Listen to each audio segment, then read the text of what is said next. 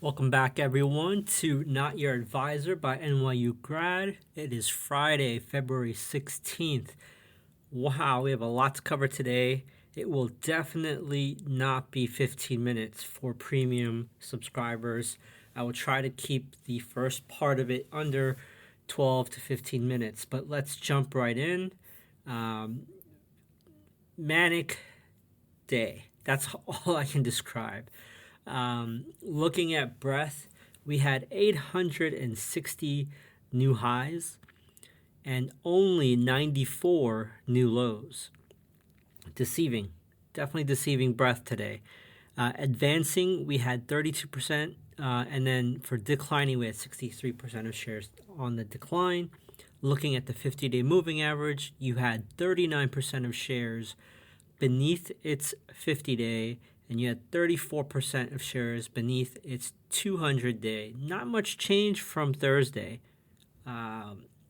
So this morning was the all-important PPI numbers. The PPI data came in 5x hotter than expected. So that kind of set the tone in the morning. But yeah, I'm going to cover all of it. So I want to just give the free subscribers and podcast listeners a heads up. After the free version, I will be going into a more deeper dive of 34 plus charts. And they'll all be in the show notes with premium. So if you would like to take the opportunity for the 20% discount that runs till February 24th, I will share the link on the show notes. But if you're listening to this on Spotify or Apple iTunes, you can go to nyugrad.substack.com/lunar, LUNAR, like Lunar New Year. It's the discount code. It'll be running till the end of Lunar New Year, February 24th, and you lock in that price forever. So with that out of the way, I want to read you a Wall Street Bet post by a user, Fiscal Minotaur. And I'm not trying to demean this person, okay? Maybe a little bit. But this is the type of trading activity that I don't want to see from my subscribers. This is what you want to avoid, this YOLO type investing. It's not even investing. It's not even trading. But I'm going to read it. Somebody, some whale out there, please come in and give us a big green candle on SMCI. I have been playing options on this all week. Things seemed risk adverse with the steady price movements, air quote, 8 to 10% gains a day.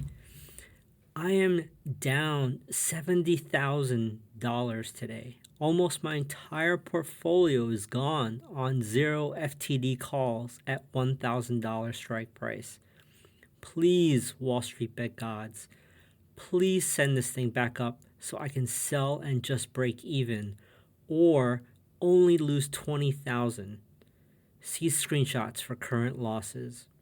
I'm going to share the screenshots on my Substack notes, on the show notes, because this person made it available. This is what you want to avoid, okay? For every lucky person that, put in 50 to 70K on, things like SMCI, things like GameStop, AMC, and they became a millionaire overnight, that is not the norm. That is the exception. You do not want to participate in this type of activity in financial markets. And when I say there are millions of ways to make or lose money on Wall Street, this is exactly what I'm talking about. This person is participating in financial markets the same, with different rules, obviously, than, let's say, a Warren Buffett or a CEO or a co-founder of a company like an Elon Musk. Same arena, okay? Same exact arena. but they're choosing to play this short term for maximum win. And you cannot win like this over the long term. I would say 99% will blow up their accounts like this. So let this just be a tale. I've seen so many of these over the years. Names that you probably have never heard of in your life that were traded like this. But just stay away. So I will cover later on, after the free version, 34 actionable charts, including SMCI. So this morning, pre-market, I was watching SMCI with great fear because what I was starting to see was a potential area to short the sucker. I just didn't have the guts. Oh, man. But I'm going to talk about it. But let's keep going. So this morning, as I mentioned, the CPI numbers came out. PPI numbers came out. 5x of expectations. Markets sold off. Then they tried to win back some of those sell-offs. But SMCI was down big today. 22% plus. Right after hours, I think it was under 800 at like 799. I'm not sure where it closed the day after hours, but it was a bloodbath. Every chance that people were trying to buy the dip, they got smacked. The other thing that I wanted to also mention, I went yesterday for the premium members. I went through the anatomy of a Facebook/Meta trade, and I'll cover like an update for that today. But it didn't work out. I got stopped out, and thankfully I did get stopped out yesterday because it fell pretty hard today, right where I expected it to fall. So if you're interested in any of this type of content, please upgrade to premium and you will see it. What stuck out, I mean, man, the 10-year yield was pretty strong. We recaptured the 4.3% level today. So that was really important. Taking a look at the broader markets, everything closed at the lows. So we opened down, obviously, with the PPI numbers. Everything fought its way back. NVIDIA led the way till about 2 p.m. We regained everything on the Dow, on the S&P, on the Russell. The NASDAQ was lagging. And then right after like 210, 215, everything rolled over again, and we closed at the lows. Taking a look at some of the mega cap names, I'll go through this.